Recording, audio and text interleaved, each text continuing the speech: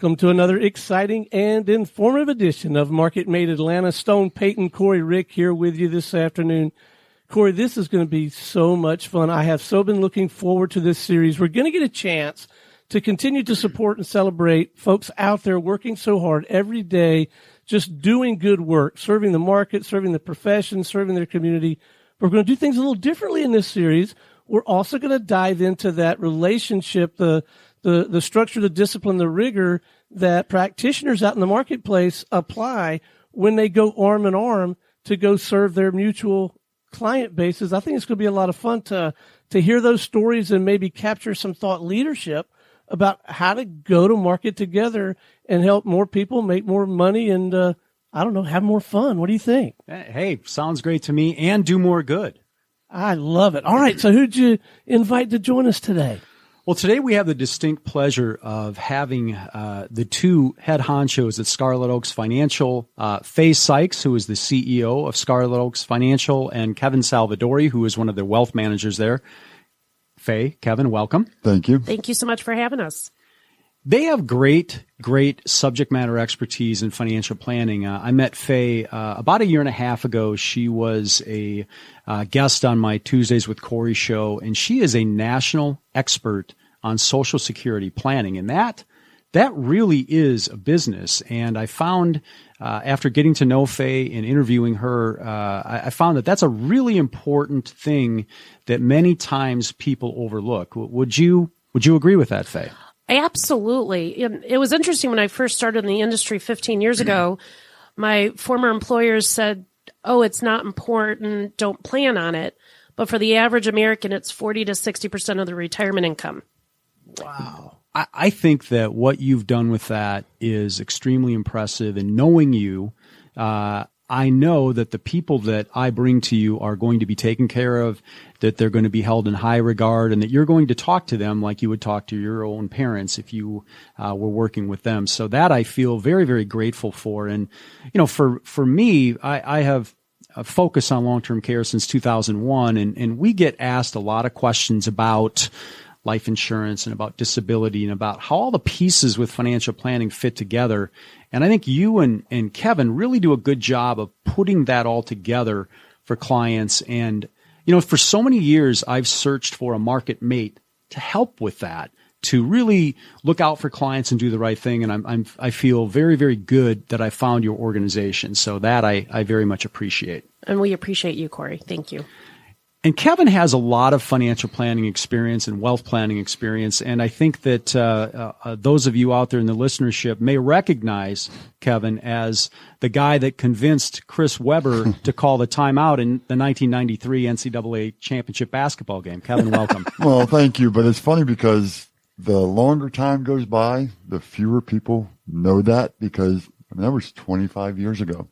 But thank you for that, for reminding me how that we've all gotten older. It's kind of scary because now I remember when I was at Carolina and guys would come back that played 20, 25 years before I did, and they'd introduce themselves, and I was like, "Oh, very nice to meet you," and they'd walk away and be like, "I have no idea who that guy was."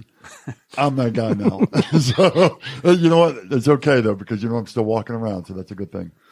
Well, I think that you bring a certain. I know that you understand discipline. We've talked about this, and that there's blocking and tackling that has to happen every day, and that's one of the things that I certainly appreciate about Faye, having the Midwestern Wisconsin work ethic, and also about you having been a college athlete. You understand that there's things every day you have to do to be successful. Absolutely, and a lot of it comes from discipline. And I played for one of the best coaches of all time with Coach Dean Smith, and you know what he taught all the time is what you do today with your practice pays off for the game. And it's the same thing with this, with what we're doing. What I do today, meeting as many people as I can, getting in front of good quality people. It's how we got together as ourselves. It just leads to good things, leading to leads down the road, leading to being able to really help people. And that's one of the main reasons why I got into this business, because I played professionally for quite some time, saw some people really throw a lot of their money away and put themselves in bad situations, and being able to do what we do, learning from Faye, we've actually been able to really help some people out and really prepare them to have lives that they really want to live. Well, I think that Scarlet Oaks Financial has done a very, very effective job of putting their information out in the marketplace. Your information is always educational. You do a lot of workshops, right? Oh, absolutely. And actually we're starting to work on our 2020 plan already, getting our whole calendar together. And one of the things that, before I kind of go into our own calendar, but last week we had a meeting with Corey and his assistant, Amber, and we are looking at doing some co-branded events, kind of this whole helping each other out. But we're going to do some co-events and bring different clients and prospects and things like that, just so we can make the introduction in a very low-key kind of situation. You've done a very good job. The people that have gone to your workshops always come back with great feedback. And I know that you're very much taking a consultative, educational approach 100%. and low key. And I think that you've done an excellent job of differentiating your firm with the two of you, because you're able to bring things to people in an educative, low key way. Well, one of the things that I'll say, it's for a lot of my kind of other colleagues out in the industry, they have a tendency to bring in product vendors that will help sponsor and pay. We specifically don't ever have any sponsors. And why is that a big deal? Because they don't want to pay for it. And so if I bring in a product, if I bring in XYZ insurance company or asset management company, then they're going to want to do all the talking. And so for us, we don't bring in the sponsors. We don't get the money. We just pay for it out of our own pocket. But I've had so many people tell me that they actually learned something in our events. Oh, there's no question about that. Well, I think the other thing that I really is important to me, at our firm, we're neutral. We help the client. We go to the market. We find the right solution for them based on their health and based on their wealth and based on the kind of plan they want and the sort of nuances they want in a plan. And that's pretty much the same thing that you do, right? Yeah, we are fiduciaries. So in our industry, the way that we are licensed, we are held to the highest legal standard in our industry. We are legally obligated to give unbiased and the best, advice that we can. People that work for some of the bigger firms are, at the broker-dealer level are held to a suitability level. And that means as long as it's suitable for the consumer, even if it makes them more money, the product costs more, they legally can still sell it and not get into legal issues. And there's a lot of people out there that say they're fiduciaries that are not fiduciaries. Yeah. Well, I think, I throw compliments around like manhole covers, and I've done my research, and I know that the clients that come to me, and for years I would hear, well, Corey, I need a life insurance policy. Can't you do it? Can't you do it? No, that's not what I do. Why not? Why can't you do it? And it's kind of like I don't know enough about it to do it in a way that's consistent with my brand. And so for many years I've said, okay, my clients come to me for help, and they ask me, my wife and I don't have any kids. And so our biggest discussions often end up about, where we're going to go out to eat. And so people will call me for restaurants. They'll call me for random things. But, when they call me for the life insurance and they press you, or financial planning, I'm able to say, hey, I don't do that, but I have, a market referral partner, a MarketMate that will help you. And I trust them, and I would expect that you would want to spend some time and learn their perspective. And so that's been extremely helpful and, frankly, a relief with as many clients as we've accumulated over the years that ask us for these things. So how do you handle that handoff? Do you introduce them electronically? Do you get them together for a lunch? Because I would think that that's an important aspect of all this. You're 100% right. Well, on some level now, I'm really dating myself here, but kind of like you're kind of like Chuck Woolery, on I forget the Love Connection. Kevin's not old enough to know what you're talking about. No, I watched that 2 and 2. 2 and 2. I love that show. And so you've got to match the personalities. That's something that isn't, I think a lot of times isn't taken into account. And so one of the reasons that I really like Faye and Kevin is their personalities mix very, very well with drivers They mix very, very well with people that are sort of laid back, and they're able to adjust and be able to respond accordingly. And you know what? I know at the end of the day, they're just going to help people. And that takes a lot of pressure off me. And because I've worked something so complex for clients, they already trust me. And so most of the time, they're going to, at the very least, meet with them. But what I would do is I say, hey, I will spend time with each of them. My client, I'll say, hey, well, here's Kevin and Faye. Here's what they do. Here's their subject matter expertise. And I'll introduce them that way. And I'll have the same conversation about the client with Kevin and Faye. And they meet, the two of them will meet with the client together, because I think the two of them think very similarly, but they bring some other things to the table that the other may not consider. And then I'll introduce them virtually via email. And then I'm out of the middle of it. And so we set the expectations.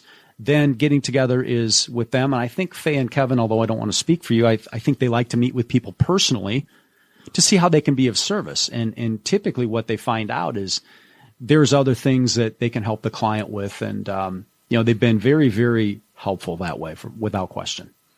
Absolutely. And, just to kind of, Corey does, give us a call, go over the case, does the introduction, and then, we just follow up. And one of our protocols is, once we start working with somebody in any capacity, we do weekly updates, really kind of hold their hand. I sort of joke that I become people's financial spouse.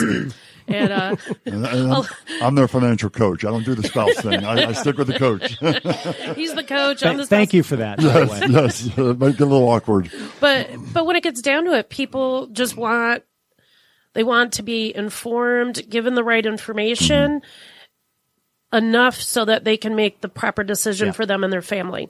And that's what we really do, is go through, because there's no perfect product, there's no perfect solution. But if we go through the pros and cons and give them, help them understand why something may or may not be good, I find that people feel really happy about that. And then the referrals, because they tell everybody else. Well, and the other thing too is it's not a cookie cutter thing. Everybody's different. So what we're going to go over with them, what we're going to educate them with, what we're going to offer them as options for them might be different from one person you send us to the next. Yeah. And that is, I think that's how we really build that comfort level with them, because we make it personal. We really get to know them and make sure that what we're going to do for them and how we're going to help them is going to really be the best thing for them. Yeah, I think that the fact that you're very much conversational, I think you've really, in any business, I think you've really arrived when you can just have a conversation with people and you're not using any sort of company or industry collateral, and you can just talk. I mean, I was having a conversation with somebody yesterday, and they were saying, well, this other person brought their company collateral, and they were talking about this and pointing to this and pointing to that. And I said, let me ask you something. If you go to the dentist because you need a root canal, how would you feel if he or she pulled out, a PowerPoint presentation or a document that said, okay, the first thing we're going to do is we're going to apply the nerve block, and here's where we're going to apply it on the tooth, and here are the instruments we're going to use? You probably wouldn't like that. And she just kind of looked at me and said, yeah, I wouldn't like that. You just want the pain to go away. Yeah. And I think that people want things succinct. They want to be consulted. I don't think people want to be sold. I mean, I don't want to be sold. Nobody wants to be sold. Well, and I think, just to kind of sort of layer on what Corey's saying is that, when somebody comes in, sometimes they're not really looking for us. They might be looking for a CPA. They might be looking for an attorney. We do tons of introductions to other trusted folks out there. And I'm just like Corey, I get calls from who's a good pest control to, I had a client last week who is doing a light retail commercial build out and was like, the person we were originally looking at, they can't do it. And so I got her like 3 people instantaneously to at least talk to. So, well, I think the advantage of having been in the business as long as the 3 of us have, I mean, you build these contacts, when your client comes to you, you got to have an answer. You got to find somebody.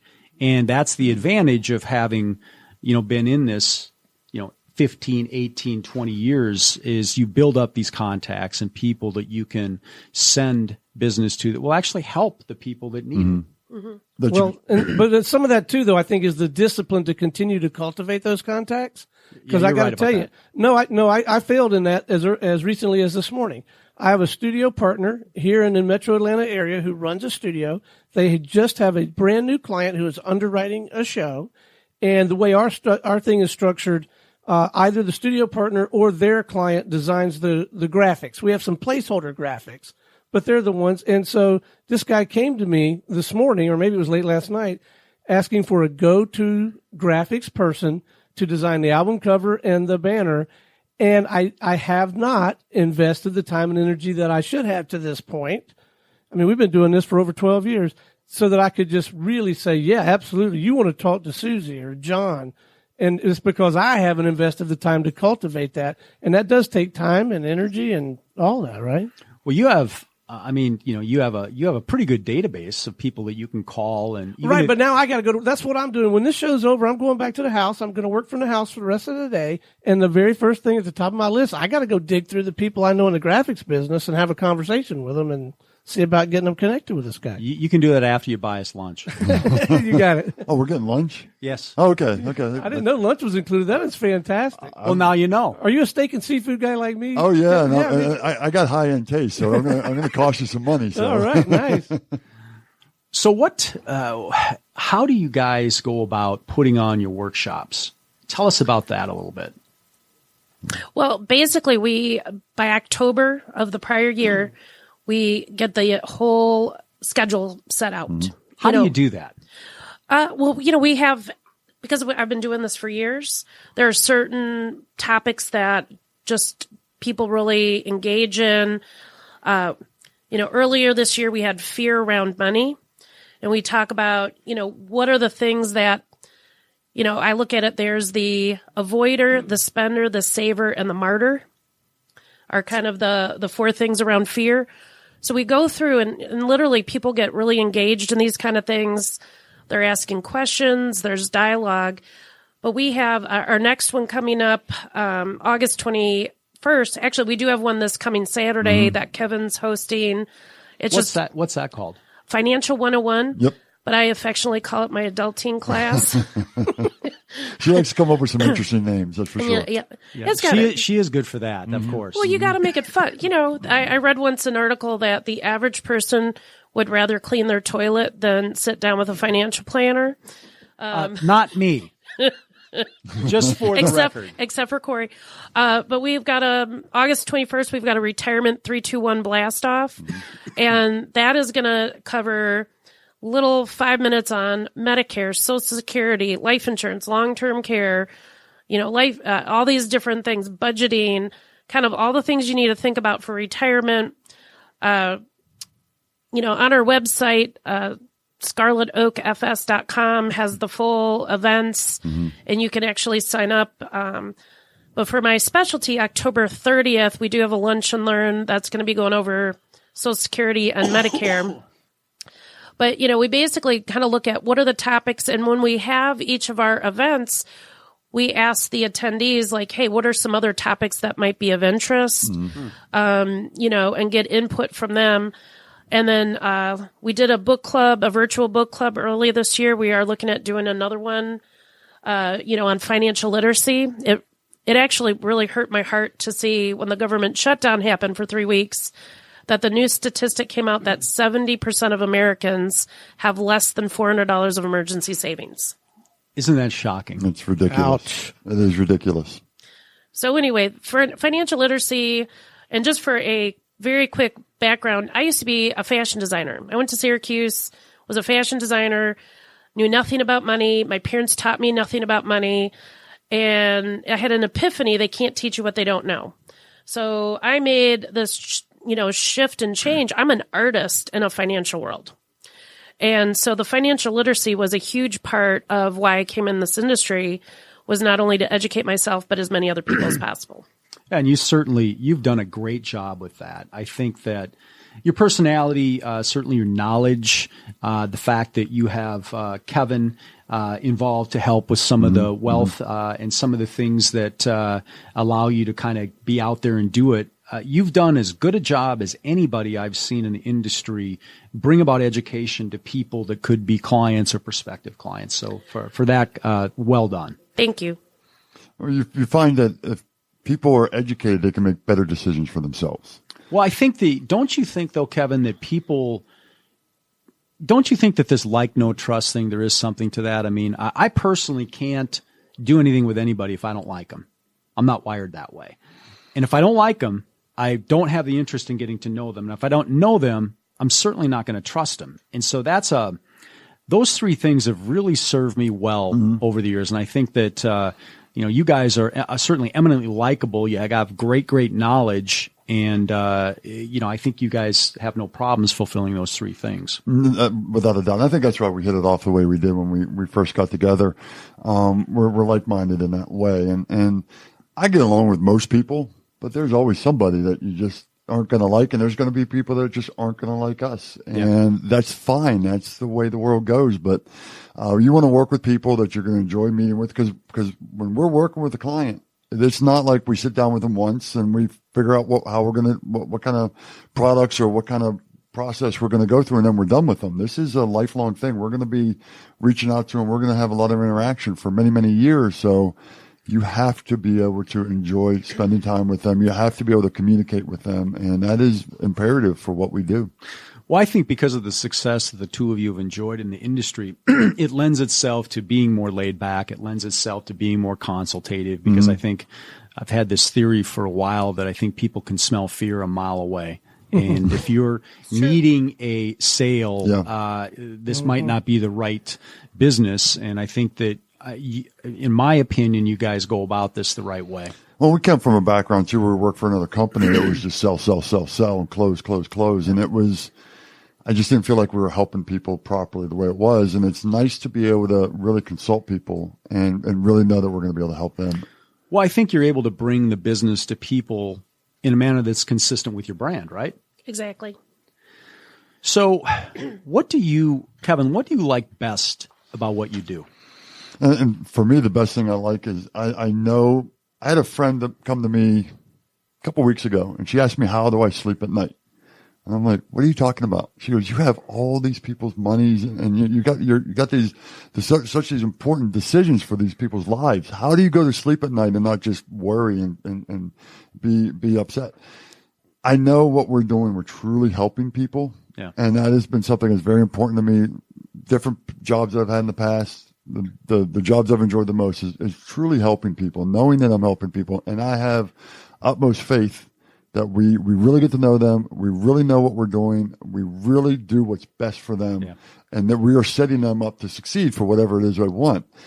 And I love that. I love that the response when you're done with helping somebody. We're never really done, but when we really start that process, and they see which direction we're going to go in, and how happy they are, and knowing that they are going to be able to relax and not have to worry about these things anymore, and know that we've improved their lives. That is by far the thing I like the most. Yeah, and that comes through loud and clear. What about you, Faye? What do you like? What gives you the most satisfaction in what you do on a day-to-day basis? I will, just the general helping people, but there's nothing more exciting to tell somebody that they can retire and they don't have to worry. And, would you tell my wife that, please? We will have a chat after soon. You buy lunch. But I have one story that was interesting. This gentleman had worked like 27 years for the same company, only had one job. And he's like, I am so burned on working here. So we had a 1-year exit strategy plan. And 2 weeks later, he got a 1-year severance. And we're like, woohoo. Nice. And, and he was, interesting. He was a referral from a bank, a community bank, because they didn't have financial advisors, and he was widowed. And so he had received a huge chunk of money, and, kind of went through and did long-term care, did his assets under management, all of this kind of stuff. And, that man, when he comes in twice a year, the look of peace on his face, because he knows that he doesn't have to worry. It's really huge. Yeah. And you've been a part of making sure that he's, got a plan, followed it, and you've made sure that he's in the best position to be golden to, in fact, enjoy his golden years. Exactly. I don't worry about him at all. So you guys have a workshop tomorrow. Can the listenership participate in that, do you think? Yeah, we still have some open seats for that.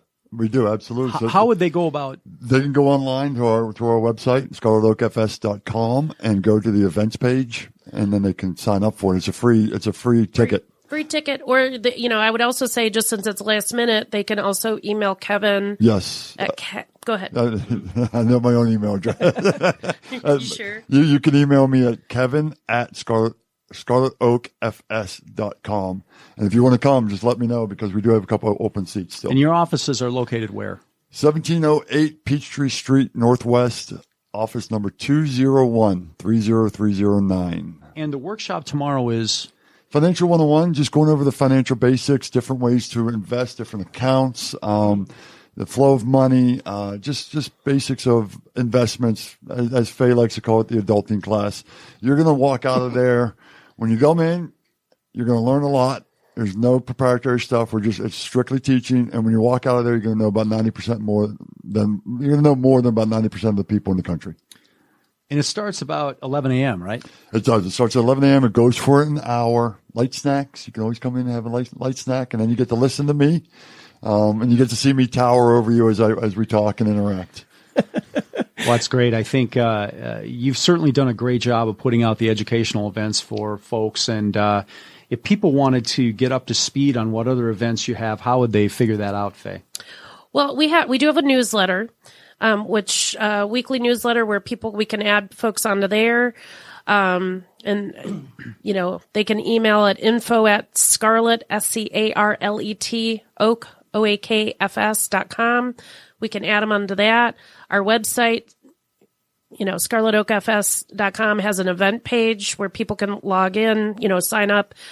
Also, we have a Facebook page where they can go on and see all the events and all of that. But yeah, we try to make it extremely easy. In our newsletter that comes out, we have a lot of really great educational information. Again, we don't have there's nothing salesy about it. It's all good information for people to know. And one of our recent things we just decided is to have a definition of the week, because a lot of times people don't understand basic terminology of our industry. Interesting. So what's this week's definition of the week? I believe it's going to be in-kind transfer, which in-kind transfer is where... That sounds technical. I know. It's a basic, but it's like in-kind transfers. You can move your Coca-Cola stock from Charles Schwab to Scarlet Oak. We use TD Ameritrade, but we don't actually have to sell or buy the product. It just shifts over. You get control of it, right? Yeah.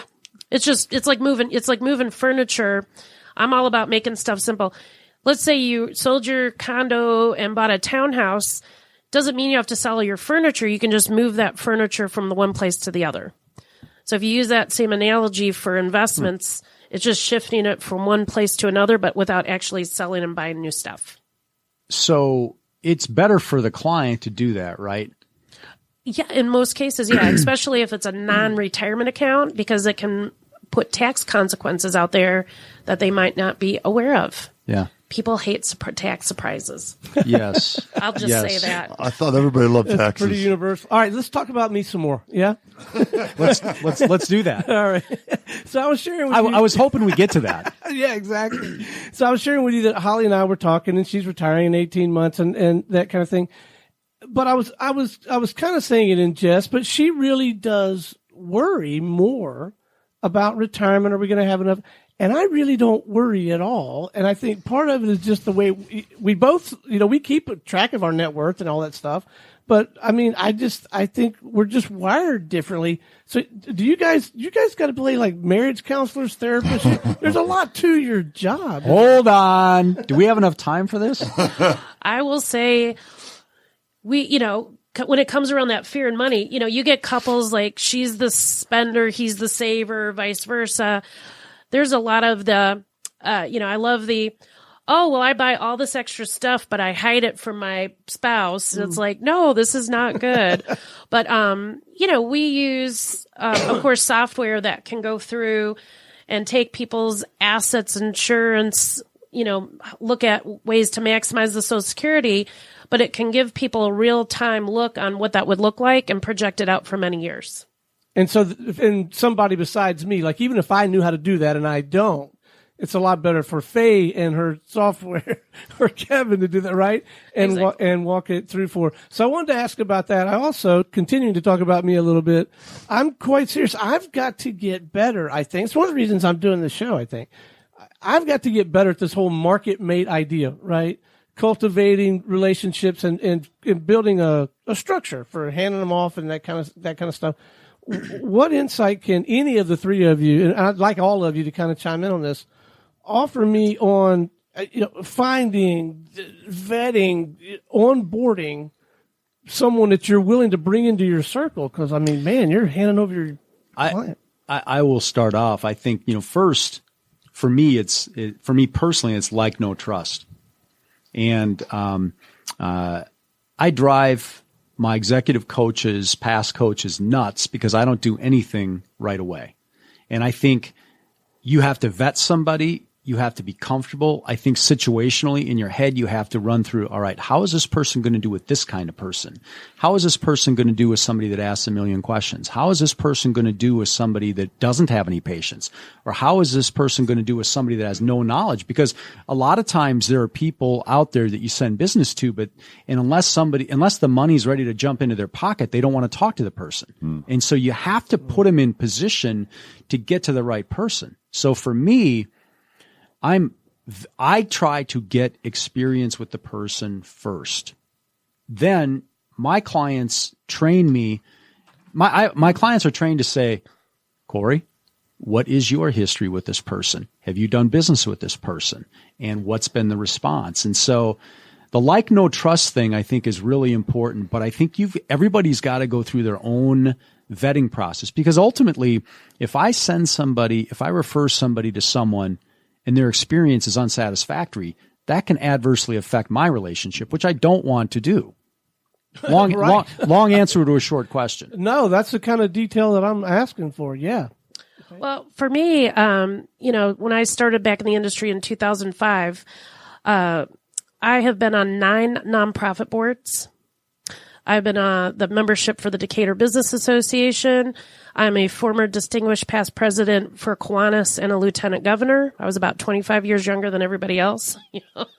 My first 4 or 5 years in the business, I gave out about 5,000 to 6,000 business cards. So when I say I got out in the community, I also volunteered a ton. Decatur, I lived in Decatur at the time. Decatur Book Festival, Art Festival, Wine Festival, Beer Festival, beach party, all these different things. Well, all of a sudden, you've met the same people 15, 20, 25 times. You've seen them volunteer. They volunteered on a board or what have you. And that has solidified relationships long term, where I know if I'm, in that case of the light retail build out, the guy, Ed the Builder, who is on a networking group with me, which I also was on PowerCore and BNI, I know that when I refer somebody to him, he will take care of that person. Mm-hmm. Yeah, you have to be clear that whoever, after you're going through your vetting process or whatever and being comfortable and liking and knowing and trusting the person, but you have to, whoever you refer the business to has got to follow through. I mean, there's nothing worse than telling a client, hey, call X, and X doesn't do anything. Yeah. Because the client comes back to you and says, well, Kevin, why'd you send me to this guy? Your guy never called me. I mean, the big thing for me is the follow through. And when I get referrals, when we get referrals, the biggest thing for me in my mind is I am now representing you. And that is huge, because I want to make sure that, because I know you have built years and years to build your brand up. And I'm not going to be that person to tarnish it. I appreciate that. And I'm looking for the exact same thing. And Faye said it, you get out there, you meet people.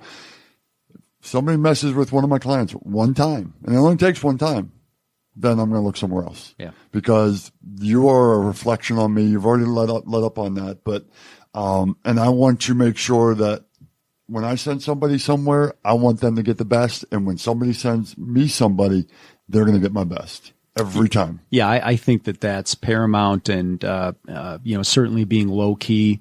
And hey, how can I be of service today? That's usually the first words that come out of my mouth when somebody gets referred to me, because you really have no idea how they got to you, and they may need a CPA. They may need out of the box ways to promote their business, like Business Radio X. I mean, they may come to you for a reason that's not related to your expertise.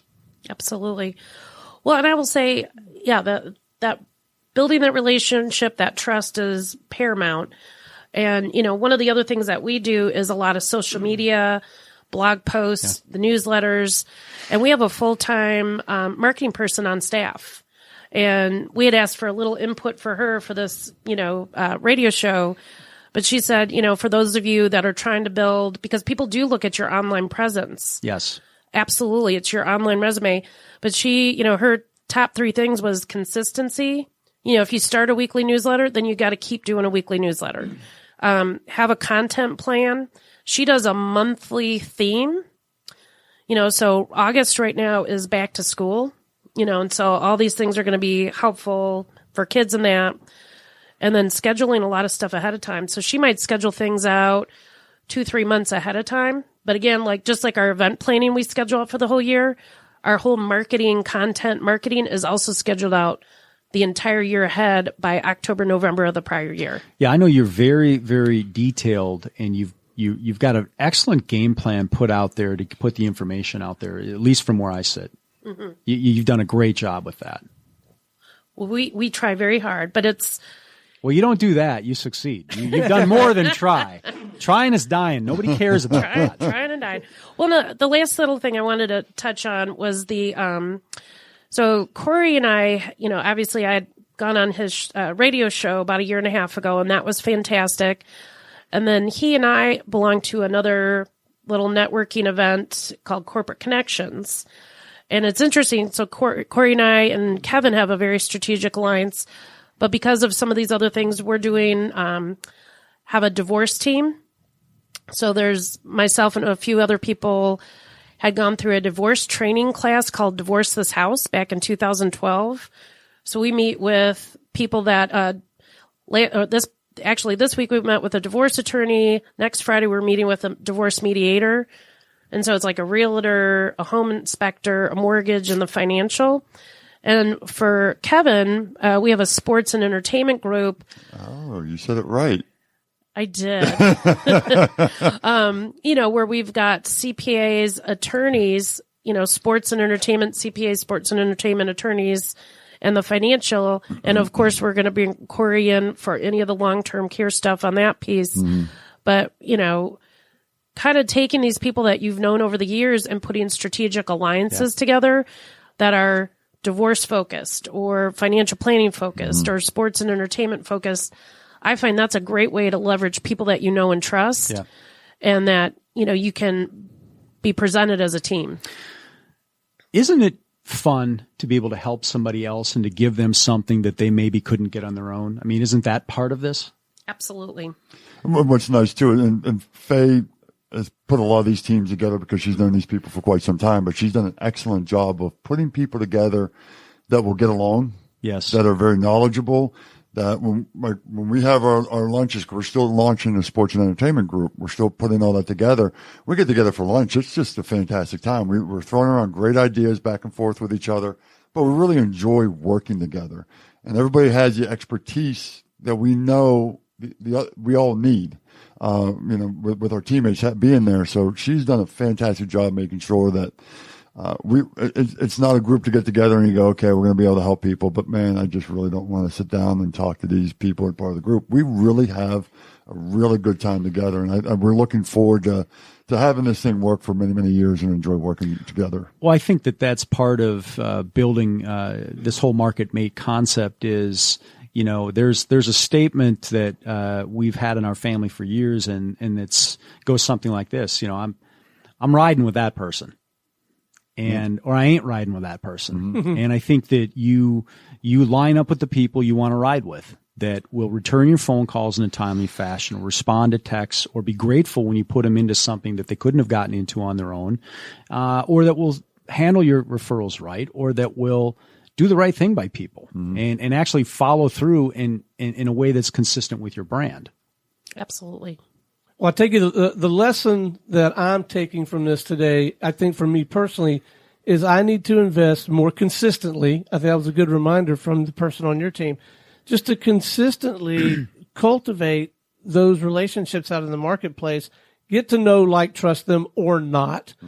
And the ones who make the cut, just stay cognizant of that. And then I think the other discipline that I need to engage in is when I am out in the marketplace, don't just look for studio partners in other markets. Don't just look for clients out of this studio that we might be able to help, but also be looking for people who provide these other services. And then the third thing, I guess, as a part of that is not just services that are sort of related to what we do. Like the graphic designer thing, that's kind of related to what we do, right? If you're going to have a nice radio I show. actually have somebody for All right, that. fantastic. She's a past guest on the show. Well, see, I should ask more too. I should just ask for help more when I need it. So, well, that's good. So when Kevin buys the steak and lobster, we'll go through that. You like how he worked that in there, right? You know what, though? I'm okay with that because we're going to have a talk after the show. But what I was going to say is not only those things that are related to the craft, our craft, but also, like you said, a home builder. Well, I should get to know maybe your home builder, right? But somebody's going to come to me at some point, right? And they're going to say, look, and I want to be, I don't want to be scrambling. I want to, I think that there is a great thing to be able to help somebody with something that they were not able to get on their own. And I wanted to finish that thought. And there was one organization I was trying to get into for 15 years. And Faye made a phone call and made it happen. And and you know, what's funny is I didn't really even ask her for it. I think I may have mentioned it in passing that I was trying to get into this group. And I was like, then there was just an email saying, hey, call this person. You can talk. You can get into this group. And I was like, wow, cool. And, I think that part of developing the people that you ride with is people that will genuinely look out for you. Now, everybody to a person is going to say, oh, yeah, Stone, I'm going to send you business. But let's be honest. Does that really happen? I think we all know the answer to that. Right. And you can't line up with people that always have their hand out. You know, I'm not a scorekeeper, but at some point you got to say, all right, how are we doing here in this relationship? I mean, I would expect you guys to say that with me.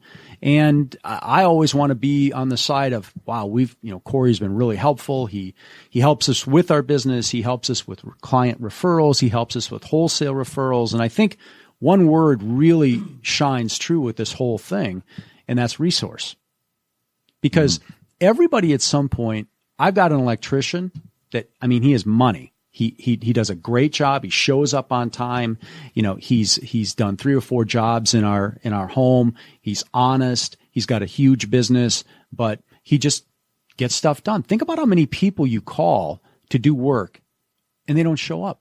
They don't show up. And then they're indignant when you call them and say, hey, are you going to show? Well, no, I'm running late. It's like, what about my time? And so just finding people that will follow through can sometimes be a significant act. And I think that, if there was somebody that I needed that I didn't know, I'd probably call these guys and ask them, hey, do you know, here's what I'm trying to do here. Do you guys know anybody?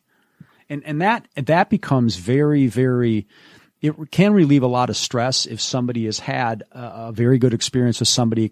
And I will say to somebody, hey, I tried this guy. Here's kind of what happened. I don't know if this is of interest to you, but here is my experience with this person. And then that person can make a decision. And if I feel strongly about someone, I can say, my clients know and my friends know that when I say I trust someone, they go, oh, okay, I'll call this guy. Well, it's just the value of those relationships. It's priceless. It really is. Mm-hmm. Well, and being able to say, hey, Stone, I'm trying to do this. What? Do you have anybody or do you have any experience? And chances are if you find the right people, they're going to say, well, yeah, I tried that 10 years ago, Corey. It didn't really work the way I wanted it to, but here's what I would have done differently. Right. A lot of people, have difficulty admitting, geez, I failed or I should have done this differently. And that's kind of disarming when somebody can say, I tried that. It didn't work. And here's what I would have done differently. So I mentioned to a friend of mine the other day, another really good referral source. He said, yeah, I'm looking for a full-time person, blah, blah, blah. And, he said, I just really am not sure exactly how to go about hiring the right person. And I said, well, I have a lot of experience on hiring the wrong ones. Do you want some help with that? And, right now I found the right person, right? But I listened to somebody else lead me down a path, build a job description, to do the testing, to do the interviewing, and I followed a process in order to get that. Just kind of like when developing our MarketMates here that we have on the show. I mean, these guys, they're friends of mine. They're excellent at what they do. They treat people the right way, and they're reliable. Well, it has been an absolute delight having all three of you on the show. As we wrap, I'd like to go around the table if we could, have you share your coordinates, let folks know how they can reach out, get in touch with you, have a more substantive conversation. But again, this has been fantastic. We'll start with you, Faye. Sure. Well, Faye Sykes. My two companies are Scarlet Oak Financial Services, and then for my specialty Social Security, it's Social Security Benefit Planners. My phone number is 404-354-1039, and my email is fsykes, FSYKES, at scarletoakfs.com. My name is Corey Rick, and my website is www.thelongtermcareplanningroup.com. Phone number is 678-814-5088. And email address is Corey, Corey, at, this is all one word, thelongtermcareplanningroup.com. And Kevin Salvadori, also with Scarlet Oak Financial Services. You can find me exactly like you did, Faye, with on scarletoakfs.com. My email address is kevin@scarletoakfs.com. Fantastic. Corey, nice job putting this thing together, man. This was every bit as much fun as I thought it would be. Thank you, sir. I really appreciate the opportunity to do this with you. Thank you for having us, by the way. Yeah, thank you so much. We appreciate it. Absolutely our pleasure. All right, until next time, this is Stone Payton for Corey Rick, our guest today, and everyone here at the Business Radio X family saying we'll see you next time on MarketMate Atlanta.